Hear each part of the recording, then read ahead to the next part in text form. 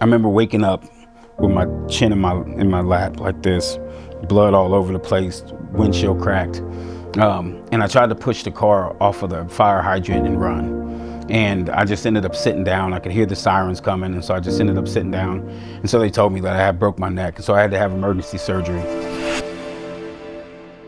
My name is Donald Garrison. I'm originally from Cincinnati, Ohio. I grew up a little outside in a small town outside of Cincinnati, Ohio. I work for Another Chance Ministries. I am the legal liaison, so I help keep people compliant. Anyone who has probation, parole, child support, anything like that, I help them stay compliant. My life in sin and addiction, it led me to homelessness, to hopelessness. I was shattered, fragmented. I was in despair. I knew all I wanted to do was die. I knew nothing but to speak death into my own life. And after I found Jesus and I understood what he did on the cross for me, it just totally changed my life. Now I'm a gentle man. I'm a humble man. I just believe that if it wasn't for the love of Christ, I wouldn't be where I am. I get to help other people recover from addiction, and I get to do it through the Word of God, which is an amazing thing. And to watch people's lives change is just something that is amazing. And to always be able to remember where I came from and to be able to use my experiences and the things that I went through and how God helped me to be able to shed light and to share that with other people is just an amazing thing. So I grew up in a small town outside of Cincinnati, Ohio called Batavia. And there was a lot of racism in that town. And so my dad was a military man. When my mom was pregnant with me, he had just got honorably discharged from the 82nd Airborne. So he was 82nd Airborne, 101st, 173rd. He was an airborne ranger, so he was a bad boy. There was no lack of confidence that my father had, but he was also an alcoholic and an addict. And so my mother was a workaholic. And so when they came back to Cincinnati, they had me. And so as I was growing up, I come to find out that my dad, he would put Mad Dog in my bottle. My mom came home one day from work and she said that I was acting funny, and I busted my head on the fireplace, on the heath on the fireplace, and come to find out that my dad was putting Mad Dog in my baby bottle. And so I grew up around nothing but violence and intimidation. That's what my father, he displayed, nothing but violence and intimidation. It was a lot of violence in the household. I watched my mom and my dad fist fight. I watched them just wrestle. And I also have an older brother who's 10 years older than me, a sister that's 3 years older than me, and then another sister that's a year and a half older than me. And so we just watched this as we were growing up. My father, he treated my brother differently because he had a different father. And so I watched them fight a lot. And I remember one time my mom came in. I was probably around 6 or 7 maybe. And my mom came in the house and I watched my father grab her by her ponytail. And my mom, she's from the streets of Cincinnati. And so she picked him up and they body slammed each other, and they broke we had this big oak table. It was a 6-seater and it just split in half. And so this is the things that I watched growing up. And I remember right around the same time, I can't remember exactly what I did. I maybe got in trouble at school, but my father beat me from the back of my neck to the bottom of my ankles. And I got invited to an overnight at the YMCA, and I couldn't even put my feet in the pool because the chlorine had burnt my ankles so bad. And so I had to just sit out, and I just had to watch everybody else had fun. And these are the things. And so it's one thing when you're out in the world and you have like these bears that are intimidating, but it's something different when every single day that bear comes home and you just don't know what to do. Like, it's either fight or flight. And so I just remember just like it was just normal. I thought everybody's life was like this. I was like, okay, well, this is what it was. And so that's just the way that I lived. It was a little bit of fear. I remember one time my father, he got upset because he would come home and we wouldn't say hi to him because we used to say hi to him and he just stopped. He was so bitter and he was so angry. And so we just didn't say hi to him. We just stopped talking to him, and he was so upset. And this is the kind of life. And so I just continued just to take on these things, like, and I just thought that it was normal. Um, when I was around 5 years old, I was diagnosed with ADHD and a severe behavior modification. And so I also had a speech impediment. And so I felt different. I was different. I knew that people looked at me different. And then with there only being me and my sisters and my brother only being the only few black people in the town, I got called a nigger a lot, almost every single day of my life. And so my father was like, you either go out there and you fight them. If you don't fight them, when you come home, I'm gonna fight you.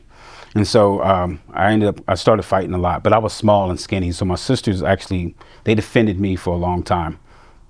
And, but I also was very, very smart. My mom could have sworn that I was gonna be valedictorian. One time they tested my IQ and they told my mom that I had the IQ of a brain surgeon. And so my mom could have sworn that I was going to be valedictorian, but I had behavioral issues. And so I went to this place called Child Focus, and I also used to bang myself in the head, and I used to bite my wrist. And so as I got older, I remember being in third grade. I almost made my third grade teacher retire because my behavior was so bad.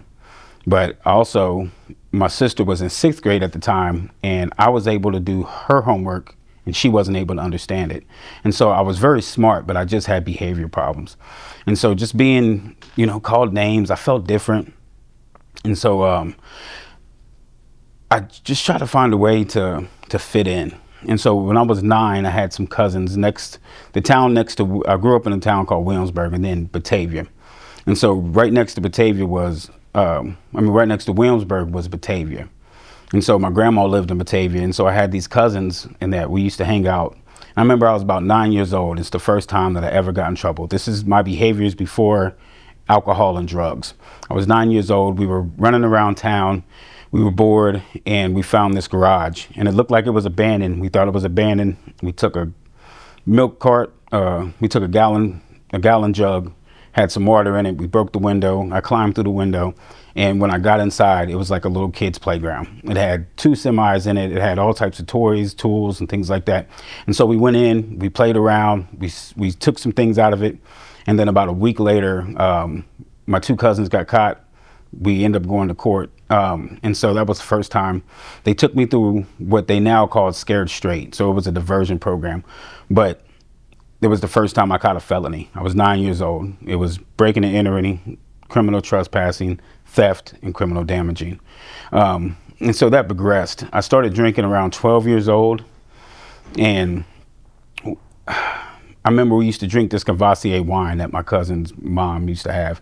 And then we would sneak water back in it. We would take a little cup and then we put water back in it so they wouldn't tell. We would mark the level and we would get drunk off that. And then we started drinking Zimas. And I just remember my lip getting numb.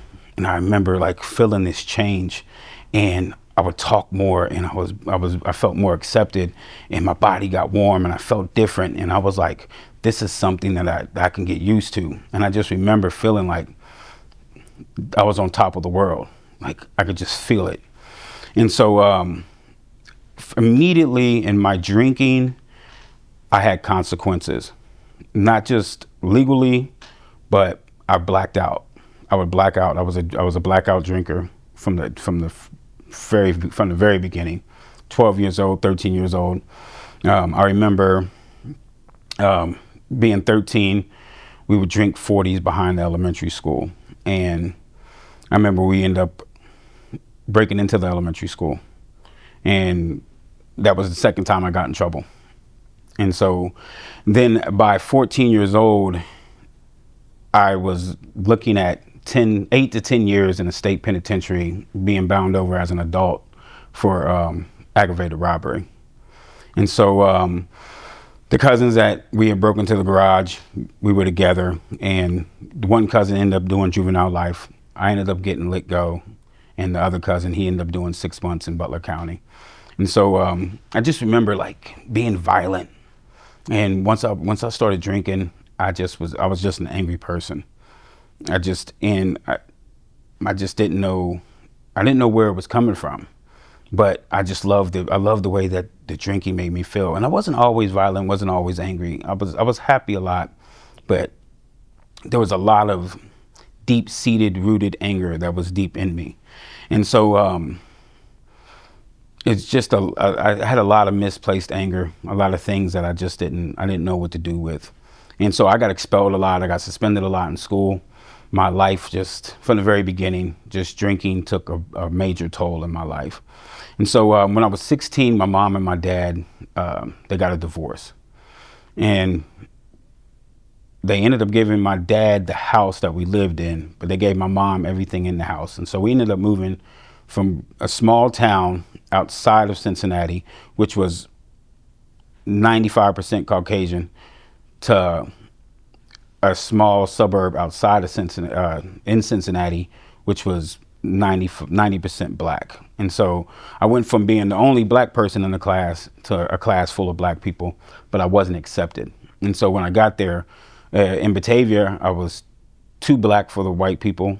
And when I went to Princeton, I was too white for the black people. And so I just was never accepted.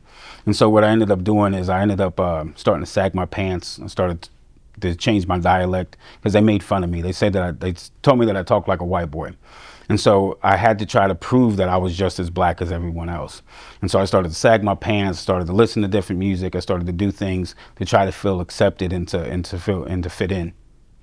And so this went on, and I just started hanging with the wrong people. I started drinking a lot. I got expelled from Princeton. I remember I used to walk into class and I used to fall asleep. I used to just go straight. I used to ball my coat up.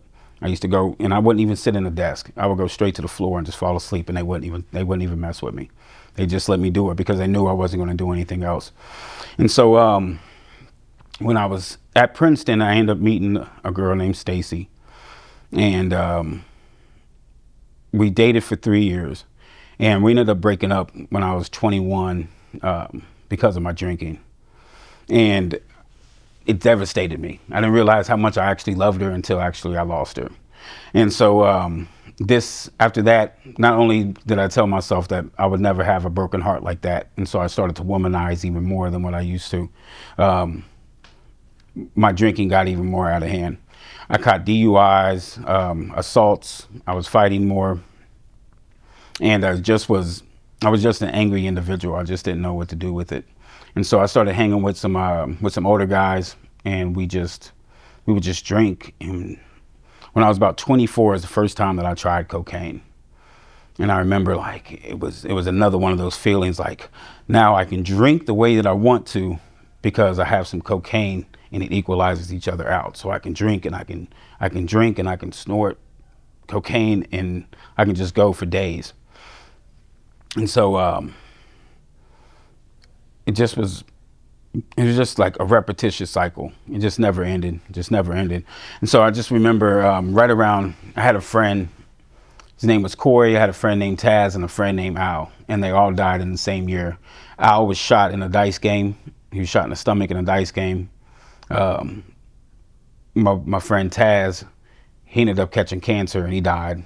And then Corey drank himself to death. I actually watched Corey take his last breath. I took him to the hospital, and he had sepsis, and so he had some liver problems and some things like that. And so he was 32. They all were 32, which is so crazy. And I just went off the deep end from there.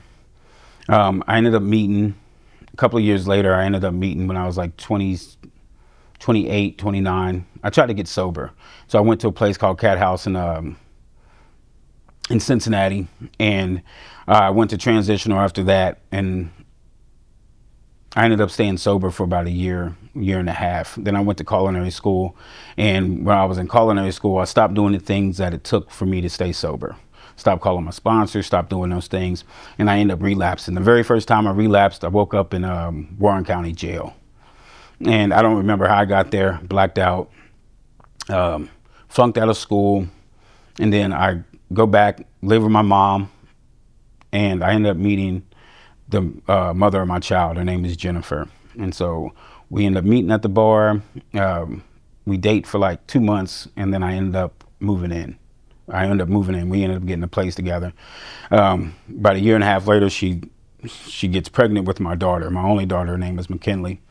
And at this time, my sister just had a baby out in California, and she almost dies. She has some infection that almost kills her. And so my mom comes home. This was like in November of 2014. And my mom decides to retire and to move out to help my sister. And so my daughter was born in January 20th of 2015. And my mom left in May. And so my mom left me her car.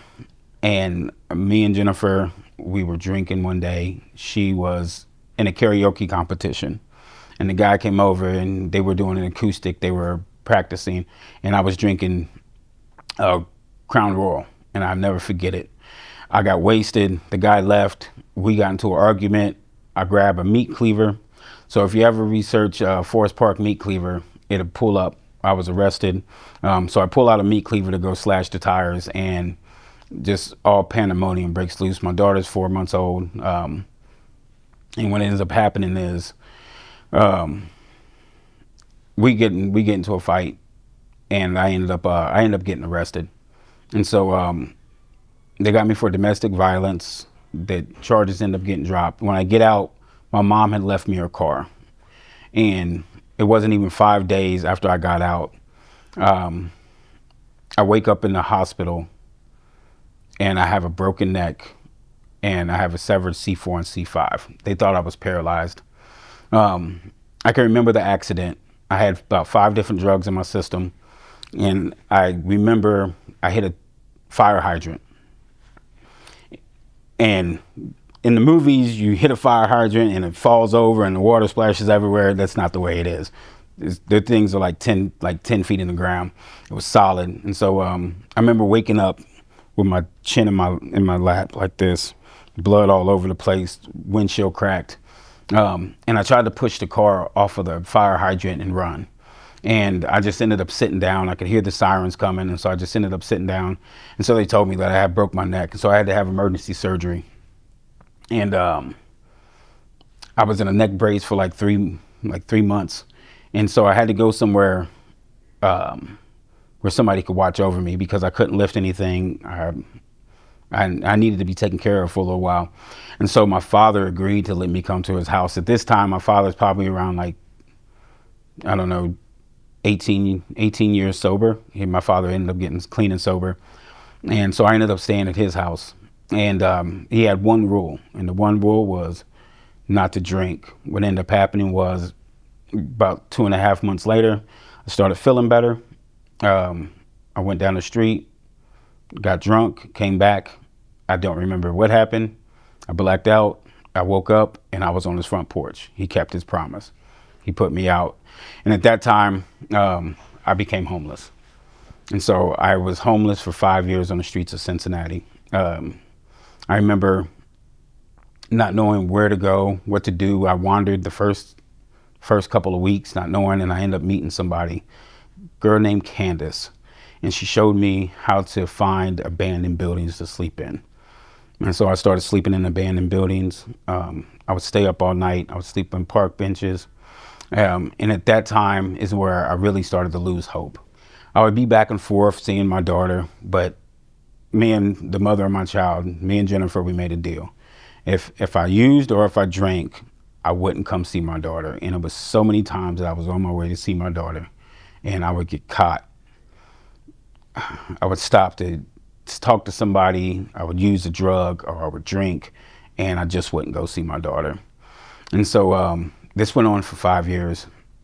And I can remember just being so violent and so angry and so hopeless that all I wanted to do was die. Probably on the streets for the 5 years, I probably was in over 150 streets and 150 fist fights.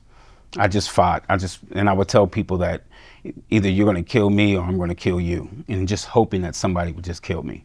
And so I just continued this way for years. I remember there was a brewery downtown Cincinnati called Rheingeist, and it would be about 3 a.m. I wouldn't have any more drugs. I wouldn't have any more alcohol.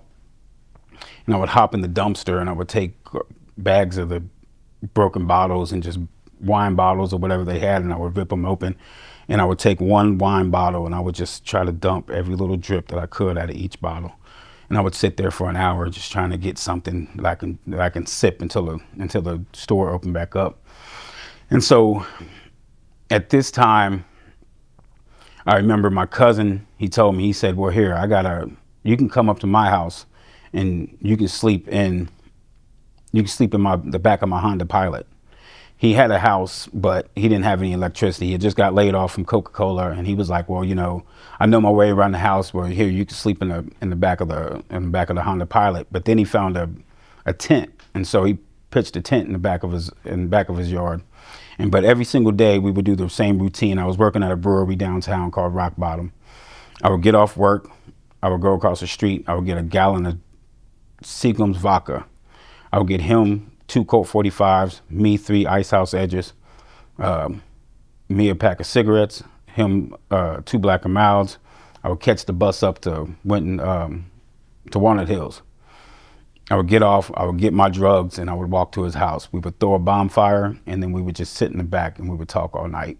Well, one night, I do the same routine. I get there and he's not there. And I start the bonfire, and I'm just sitting there and I'm drinking by myself. I'm using the drugs. And I never felt so lonely in my life. And it wasn't the fact that I was by myself. It's the fact that I was empty. I had no hope. I felt no love. I was numb. And I cried out. I remember crying out to God. And I just asked him to deliver me from where I was, that I no longer wanted to live this way, that I needed something. I needed to be fulfilled with something, and I cried. I cried like a baby for hours, for about 2 hours, just full blown, just snot bubbles, just everything just dripping. It was just me pouring out all of my pain and all of my anger. The next morning I woke up, and when I was homeless, I had stayed in a shelter called City Gospel Mission downtown Cincinnati. They've been around about 100 years. They have a shelter, but there was a cook, and he had told me about this recovery program. It was about a year long, and it was faith-based. And I remember him talking about this place. And I was like, you know what? I'm going to call this place, because 30 days isn't going to work. At this point in time, I've been to 6 different rehabs. The first rehab I ever been to, I was 15. And so from 15 to 33, I had been to 6 different rehabs. And I knew that 30 days, 40 days, 60 days was not going to work for me. So I called this place called City Gospel Mission, and they accepted me. I did the application, they accepted me, and I had 6 weeks before I had to go to court. And so I had 6 weeks from the time that I had called till I actually could go into City Gospel Mission. And I used one time, and I didn't chase the drug. It's like I had almost like, in the Bible it says that he will send you a comforter. And when I woke up that next day, I felt comforted. I could feel that he had came into my heart. I never chased a drug a day after that. I did use once. I went to the bar with the mother of my child. We went to the bar. I drank 2 beers, and I used to drink 15 tall cans a day, plus liquor. And it was like, I never had the urge, I never fiend for anything ever again. And it's like God just had delivered me. And so I went in the City Gospel Mission on June 18th of 2019. And not only was it the first day, not only was it my sobriety date, but it's the first day that I took a step into my destiny, and it's the first day that I became a man. And so when I walked up the steps and I put my hand on the doorknob, before I twisted the doorknob and opened it up, I told myself that I was destined for greatness. I decided that I was going to change everything about me. I didn't know who I was going to be when I left, but I knew that I was not going to be the person that walked into that door. So I told myself I was destined for greatness. I changed the way that I thought. I changed the way that I moved, the way that I acted. I was very deliberate and intentional with every single thing that I did. I listened to suggestions. I didn't push back, because these people had what I wanted. And so I went in optimistic, and I just wanted any and everything that I knew that was ready for me, that the world had to offer me. And God, he just, he showed me so much when I got in there. Maybe for the orientation was 60 days. And so I couldn't move for 60 days. I saw my daughter maybe three times. And I watched TV for about 3 weeks. and I would just sit back and I would watch TV. But then something told me in my heart, it was like, get to know who God is. So I started to study the Bible, started to ask questions. I remember I had a list. It was about 25 questions, and I would just sit and I would talk to the RAs, and I would just ask questions about God, and I just started to get to know who He was. And it was such an amazing thing because I could feel Him start to work in my life. And then probably around like 6 months in, I could start to see the manifestations of Him working in my life. I got my license back. And so what ended up happening from the car accident that I had where I broke my neck, it ended up being product liability. The car manufacturer had a recall on the car, and I took it in twice. We took it in twice, and the ignition switch was cut off. And so that's what the airbag never deployed. So I ended up getting a settlement for $178,000. The lawyers, they took their cut. And so at the end of it, I got about $91,000. And I'm so grateful because when I was in addiction, I would call all the time and I was hoping and I would wish that I would get that money because it was just going to change my life. But I knew I would have died if I would have got that money when I wanted it, and it was all in God's timing. And so I sold into the ministry. I paid my rent up for a year. I gave the mother of my child $21,000. I gave my mom $15,000. I paid off debts. I did the right thing with it. And man, I remember I was about 8 months clean and sober. I got my whole criminal record expunged. And these are the manifestations. Man, it was just so amazing. And I remember one time I was going through my pocket and I had found like $96, and I had more of these pants in probably like 4 or 5 weeks. And I started to cry, and somebody was like, "Why are you crying? Because you found $96. And I'm like, it's the fact that I can remember going through my pants pockets. I could remember just throwing all my clothes, looking for a dime. And I couldn't find anything but lint. And then I could see this first time I saw evidence financially that my life was changing. Now today, I ended up staying at City Gospel Mission. I told myself it was going to be a year for a lifetime. I was going to stay a year, and I ended up staying for 19 months. And my life just changed by leaps and bounds. When I graduated, they ended up giving me this honor called More Than a Conqueror. And so when I was graduating, somebody called my mom and they said, so he was a valedictorian. So it was an award that, like, for me excelling and like being the top of my class and things like that. So it was just an amazing experience. And I don't think that I would be the person who I am. I know for a fact I wouldn't be the person who I am today if I hadn't have gone through a faith-based program. And God hadn't showed me the way and the things that I knew, that He knew that I needed. And so He's just worked in my life so much. And nowadays, I moved to Columbus, and I'm engaged now. I went from a park bench to I have a 2,300 square foot house. I have a truck. I have a car. I have friends. I have conversations that aren't surface level, that have deep meaning behind them. I fly with eagles, and I tell people that because, an eagle flies higher than any other bird. So when an eagle's in full flight, if it sees another bird, it has to be an eagle. And so I no longer associate myself with pigeons and chickens. And what I do is I try to fly high. And I took so much color out of this world when I was in my addictions, when I was hopeless. And my goal is to make sure that I put color back into this world, that I give back, that I show people that there's a better way of life. So every single day I get to walk in and I get to look people in their eye, and I get to see myself in them, and I get to give them hope, and I get to spread a seed. I get to plant a seed, and I get to watch people's life change, and there's nothing like it. And what's even more amazing is the fact that I get to see God work in their life the same way that He worked in mine. I get to see the scriptures come to life. I get to see the promises that God makes come true, because every single promise that He ever makes will come true. It will come to pass. And it's just so amazing. And I can't thank him enough. Like I stay humble. I stay humble. I stay intentional and deliberate every single day, because even though I'm 5.5 years yesterday was 5.5 years clean and sober.